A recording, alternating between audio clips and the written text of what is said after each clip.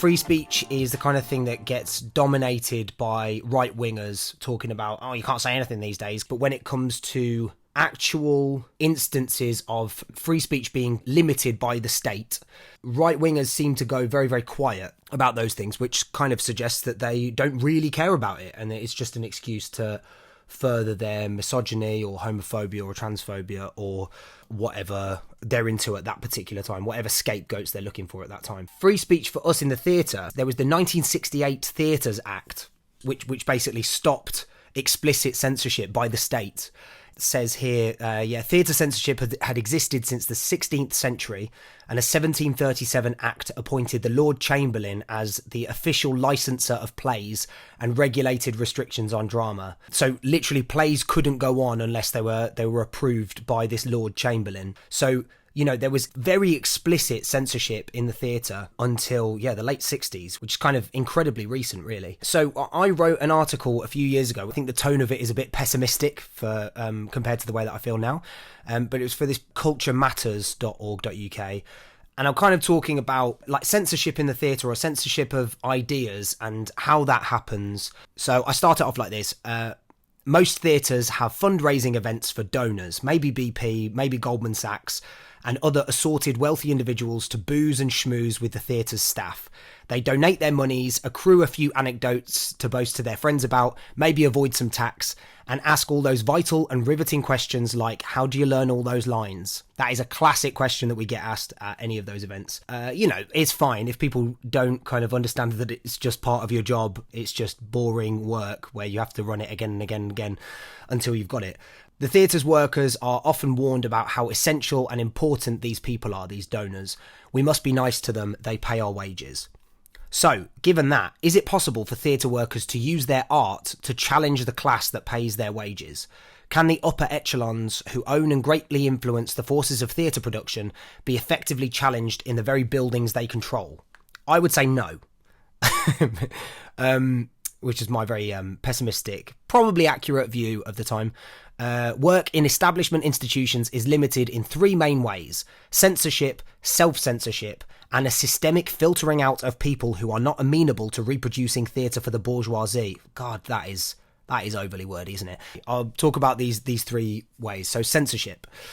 In our not too distant past, there has been active censorship by the cultivated elite. In his book Stage Blood, Michael Blakemore, this is a great book, Stage Blood, describes the establishing of the National Theatre as dependent on an extensive network of supporters in high places.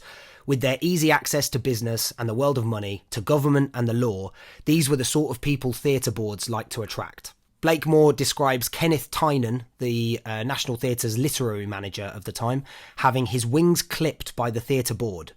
Tynan was extremely keen on programming Rolf Hochhuth's play Soldiers, which dealt with the carpet bombing of German cities during the war. But the theatre's chairman, Lord Chandos, considered it to be a slur on the memory of his friend Winston Churchill. Despite the support of artistic director Laurence Olivier, the board unanimously turned the play down, and Ken was demoted and obliged to share his responsibilities with a new member of staff. This is explicit censorship in the National Theatre. Then there's the sort of slightly more insidious, more difficult to pinpoint version, which is self-censorship. So I said, individuals aware of their benefactors often won't wait to be censored, altering their work to make sure that it is fundable. So they do this beforehand. Many young creatives are asked by their drama schools or employers to wine and dine donors. And a friend of mine, great director, he's worked on the Fringe for drama schools and established theatres. He told me that fresh out of uni, I put some of my taste and instinct on ice. And when considering ideas, thought, is this going to be something that rich people will fund or programme? And I think you can substitute rich people or the Arts Council or whatever. People will change the things that they might want to put on to be something that is more likely to get on in the first place. And I think we see countless examples of this all the time, whether people are more prone to doing classical work because they think, this might be something that the boards of these theatres or the Arts Council or whatever might be interested in. And then there's the even more insidious version of this, which I've described as systemic filtering. So I've said, often there is no need for self-censorship. We can follow a similar line of argument to that used by the anarchist intellectual Noam Chomsky in 1996 when he was interviewed by the BBC's Andrew Marr. I'm sure you're speaking for the majority of journalists who are trained, have it driven into their heads that this is a crusading profession, adversarial, we stand up against power, a very self-serving view. On the other hand, in my opinion, I hate to make a value judgment, but the better journalists, and in fact the ones who are often regarded as the best journalists, have quite a different picture, and I think a very realistic one. How can you know that I'm self-censoring? How can you know that you're journalists self-censoring. I'm sure you believe everything you're saying. But what I'm saying is if you believe something different, you wouldn't be sitting where you're sitting. Chomsky suggests that the majority of journalists think that theirs is a crusading profession. We stand up against power, a very self-serving view. Chomsky argues that they hold this self-serving view despite the fact that the media is a sham, owned by wealthy men who run their institutions in their own interests. And then Andrew Marr misinterpreted Chomsky, asking him, "How can you know that I'm self-censoring?" And Chomsky replies, "I'm not saying you're self-censoring. I'm sure you believe everything you say.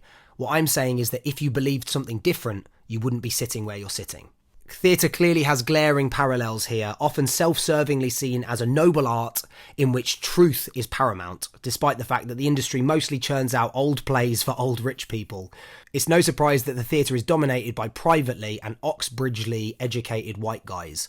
Amenable, charming and untroubling for the donors, this is the theatre successfully reproducing itself.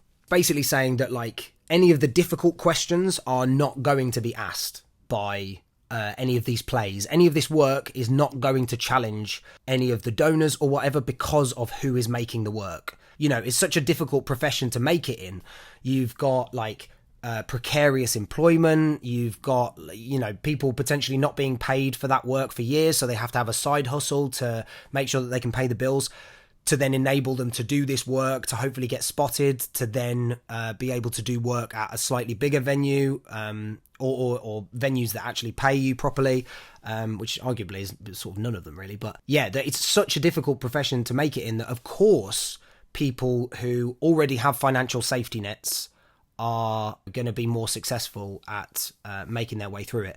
So given that, you're probably not going to get such revolutionary voices into these kind of upper echelons, because, you know, it's largely people who the status quo has worked for them.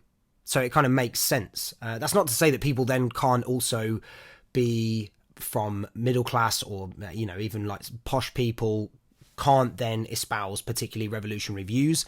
You know, Lenin was middle class. Or it's just to say that it's not going to be typical for people to rail against the machine that has served them quite well. Anyway, I carry on to say that some work is radical, though. What about that?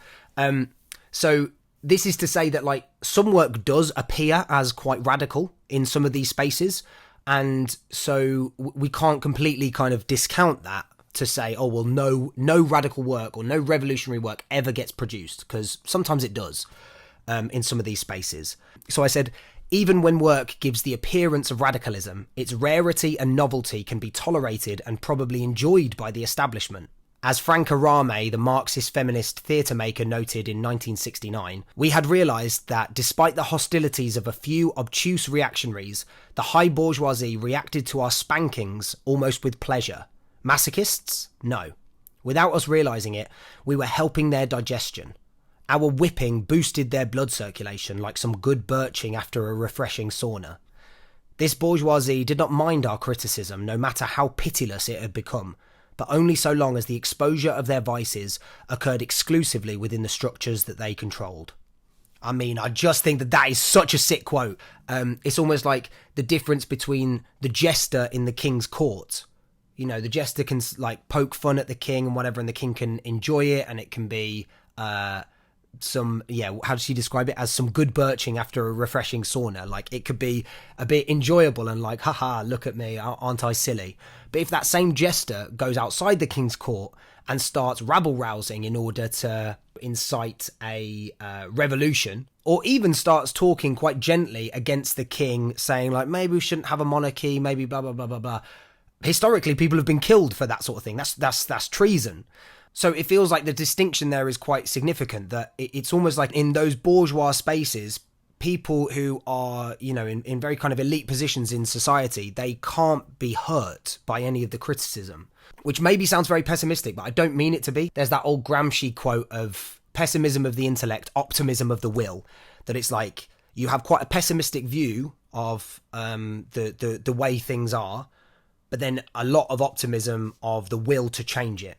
So that's how I feel about a lot of this. It then means hopefully we focus our efforts on making sure that we have better working lives within these institutions, rather than fighting so hard to make something revolutionary or incredibly progressive or whatever. It's like, that is important to a certain extent, but if you're also just getting paid £400 a week doing it, and you're being incredibly exploited in those spaces, to then only do it to some kind of like posh old people, like, where's the utility there?